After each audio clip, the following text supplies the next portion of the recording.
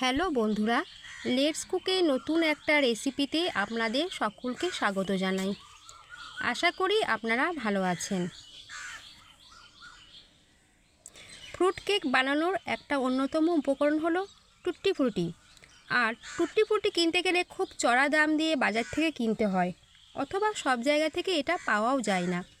সেই জন্য আজ আমি আপনাদের সঙ্গে শেয়ার করব কিভাবে বাড়িতে খুব সহজে আর খুব কম খরচে বানাবেন তারই একটা সহজ রেসিপি শেয়ার করব।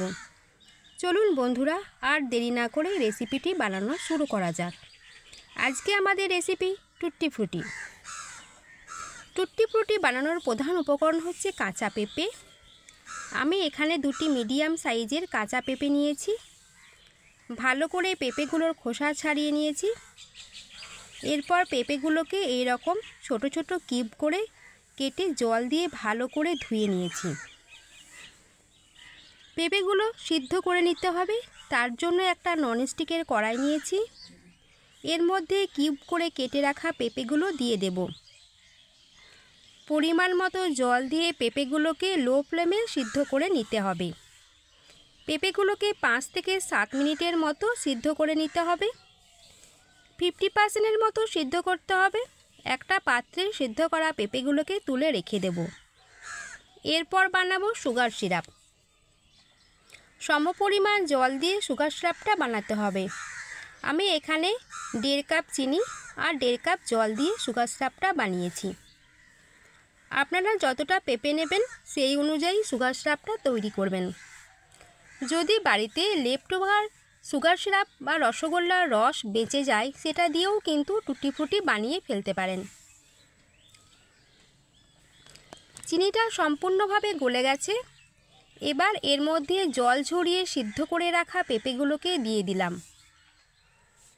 ভালোভাবে চিনির রসের সঙ্গে মিশিয়ে নিতে হবে। 20 থেকে 25 মিনিটের মতো লো ফ্লেমে পেঁপেটাকে সেদ্ধ করে নিতে হবে। এখন দেখুন পেঁপেগুলো সিদ্ধ হয়ে গেছে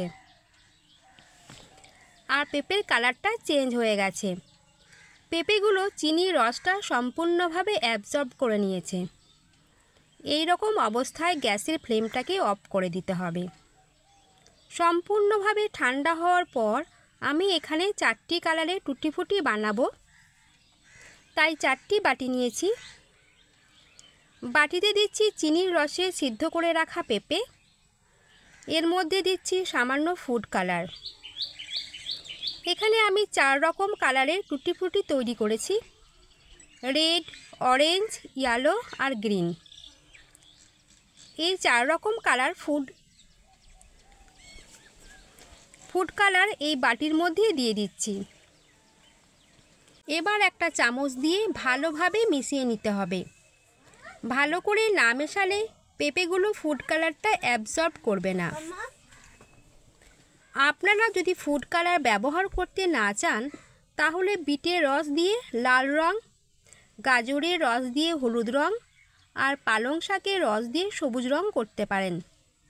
সমস্ত কালারগুলো এইভাবে মিশিয়ে নেবার পর এগুলোকে 6 থেকে 7 ঘন্টা মিনিমাম এভাবেই রেখে দিতে হবে, যাতে পেঁপেটা কালারটাকে খুব ভালোভাবে অ্যাবজর্ব করতে পারে। আমি এটাকে সারা রাত এই রকমভাবে রেখেছিলাম। সারা রাত রাখলে খুব ভালো হয়। সারা রাত রাখার পর আমি এর থেকে সুগার সিরাপটা আলাদা করে নেব। একটা ছাঁকনি নিয়েছি। একটা বাটির উপর ছাঁকনি দিয়ে টুটি ফ্রুটিগুলোকে ছেঁকে নেব। এবার টুটি ফ্রুটিগুলোকে রৌদ্রে দিয়ে শুকিয়ে নিতে হবে। সেই জন্য আমি এখানে একটা ট্রে নিয়েছি। ট্রের উপর টিস্যু পেপার দিয়েছি।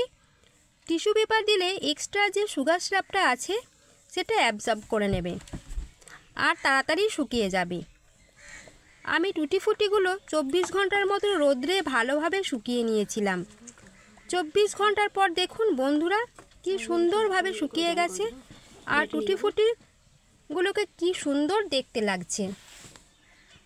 আপনারা এটা এয়ারটাইট কন্টেনারে ভরে ফ্রিজে সংরক্ষণ করতে পারবেন 1 বছর পর্যন্ত।